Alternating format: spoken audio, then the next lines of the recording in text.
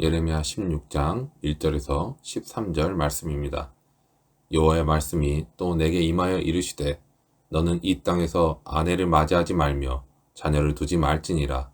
이곳에서 낳은 자녀와 이 땅에서 그들을 해산한 어머니와 그들을 낳은 아버지에 대하여 여호와께서 이와 같이 말씀하시오니 그들은 독한 병으로 죽어도 아무도 슬퍼하지 않을 것이며 묻어주지 않아 지면의 분토와 같을 것이며 칼과 기근에 망하고 그 시체는 공중의 새와 땅의 짐승의 밥이 되리라.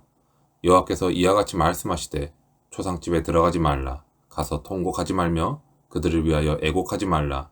내가 이 백성에게서 나의 평강을 빼앗으며 인자와 사랑을 제함이라. 여호와의 말씀이니라.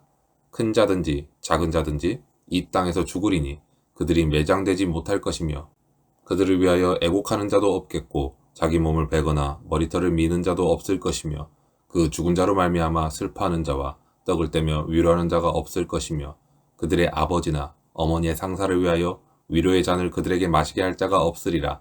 너는 잔치집에 들어가서 그들과 함께 앉아 먹거나 마시지 말라.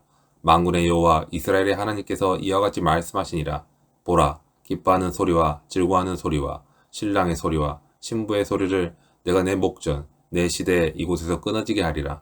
내가 이 모든 말로 백성에게 말할 때에 그들이 내게 묻기를 여호와께서 우리에게 이 모든 큰 재앙을 선포하심은 어찌 됨이며 우리의 죄악은 무엇이며 우리가 우리 하나님 여호와께 범한 죄는 무엇이냐 하거든. 너는 그들에게 대답하기를 여호와께서 말씀하시되 너희 조상들이 나를 버리고 다른 신들을 따라서 그들을 섬기며 그들에게 절하고 나를 버려 내 율법을 지키지 아니하였음이라. 너희가 너희 조상들보다 더욱 악을 행하였도다. 보라, 너희가 각기 악한 마음에 완악함을 따라 행하고 나에게 순종하지 아니하였으므로 내가 너희를 이 땅에서 쫓아내어 너희와 너희 조상들이 알지 못하던 땅에 이르게 할 것이라. 너희가 거기서 주 야로 다른 신들을 섬기리니 이는 내가 너희에게 은혜를 베풀지 아니함이라 하셨다 하라. 우리가 삶을 살아가면서 일어나는 모든 일들이 다 상식적이고 논리적이라면 얼마나 좋을까요? 하지만 세상은 그렇지 않다는 것을 우리는 잘 알고 있습니다. 그런데 하나님께서도 때로는 비상식적이고 비논리적인 말씀을 우리에게 하신다면 여러분은 어떻게 하시겠나요? 오늘 본문을 보면 하나님께서는 때때로 선지자들에게 비상식적인 삶과 기이한 행동을 통해 말씀을 전하시기도 한다는 것을 알 수 있습니다.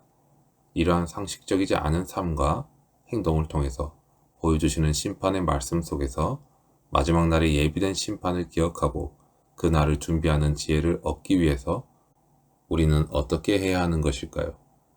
하나님께서는 예레미야에게 그 땅에서 아내를 맞이하지 말며 자녀를 두지 말라고 말씀하십니다.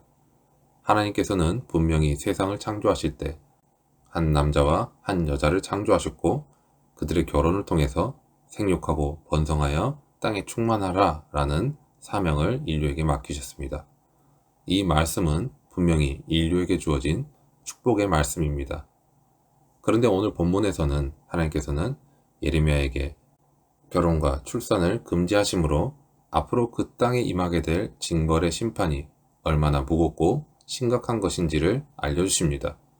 결혼을 못하고 자녀도 낳지 못하는 것은 인간에게 있어서 미래에 대해서 자기 자신으로만 끝나게 돼버리며 결국에는 공허와 불행만이 남게 되는 무거운 심판의 말씀입니다. 그런데 이렇게 결혼도 못하고 자녀도 낳지 못하는 것은 예레미야 선지자 개인의 삶에 있어서도 불행한 일일 것입니다. 그러나 하나님께서는 그 땅에 재앙이 임하면 자녀가 독한 병으로 죽어도 아무도 슬퍼하지 아니하고 그 시신을 묻어주지도 못해서 공중의 새와 짐승들의 먹이가 되는 너무나 비참한 지경에 이를 것이라고 말씀해 주십니다. 부모에게 있어서는 차라리 자녀가 없는 것이 복으로 여겨질 정도의 참담한 상황을 말씀하신 것입니다. 이 말씀은 에스겔 선지자에게 말씀하신 3분의 1은 전염병으로 죽으며 기근으로 멸망할 것이요 3분의 1은 너희 사방에서 칼에 엎드러질 것이며 3분의 1은 내가 사방에 흩어버리고 또 그 뒤를 따라 칼을 빼리라 라는 말씀과 같이 너무나 비참하며 참담한 예언의 말씀입니다. 이어서 하나님께서는 예레미야 선지자에게 초상집에 가지도 말고 통곡과 애곡도 하지 말라고 말씀하십니다. 마찬가지로 잔치집에도 들어가서 그들과 함께 먹고 마시지 말라고 말씀하십니다. 우리가 살아가는 일반적인 사회에서는 초상을 당하거나 좋은 일이 있어서 잔치를 벌일 때 함께 참석함으로 같이 슬퍼하고 같이 기뻐하는 것이 우리의 상식적인 행위입니다. 그런데 하나님께서는 왜 이렇게 상식적인 행위를 금지하신 것일까요? 이러한 말씀은 우리로 하여금 비상식적이며 비논리적인 명령을 하시는 하나님의 뜻을 알아야지만 우리로 하여금 온전한 순종을 할 수 있게 합니다. 하나님께서 이러한 상식적인 일을 선지자에게 금지하신 것은 재앙이 임할 때에 일어날 일들을 예고하시기 위해서였습니다. 그날에는 사람이 죽어도 장사 지낼 수 없고 잔치를 벌이는 즐거운 일은 일어날 수도 없게 될 것이라는 예언의 말씀이었던 것입니다. 예레미야의 비상식적인 이러한 행동에 대해서 사람들은 질문을 할 것입니다. 왜 당신은 이렇게 비상식적이며 비논리적인 행동을 하느냐고 할 것입니다. 그럴 때 예레미야는 앞으로 임할 재앙의 날에 대한 말씀을 전해야 했을 것입니다. 하나님께서는 하나님의 백성들이 자신들이 심판을 받는 이유를 물을 때 대답할 내용을 예레미야 선지자에게 알려주셨습니다.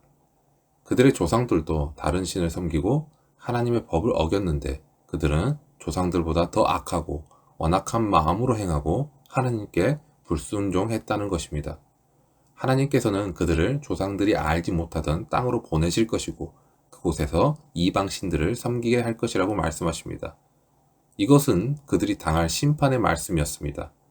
이전까지 그들은 자발적으로 다른 신들을 숭배했다면 심판 때에는 자유를 박탈당한 상태에서 이방의 신을 섬기며 이방의 포로가 되어서 고통을 받을 것이라는 심판의 말씀인 것입니다. 애굽에서 종살이하던 자들을 해방시켜서 자유인으로 하나님을 섬기며 살도록 은혜를 베푸셨습니다. 그런데 그들은 자신들의 죄악을 그치지 않고 여전히 우상을 숭배하며 살아왔기 때문에 은혜를 거두시겠다는 심판의 말씀인 것입니다. 이렇듯이 하나님의 백성들이 하나님의 진노의 심판을 받을 수밖에 없었던 이유를 우리에게도 알려주십니다. 그 이유를 통해서 마지막 날에 그리스도의 재림의 심판을 기다리는 우리는 어떻게 신앙으로 하나님과 동행하며 살아야 할지 그 기준을 알려주십니다.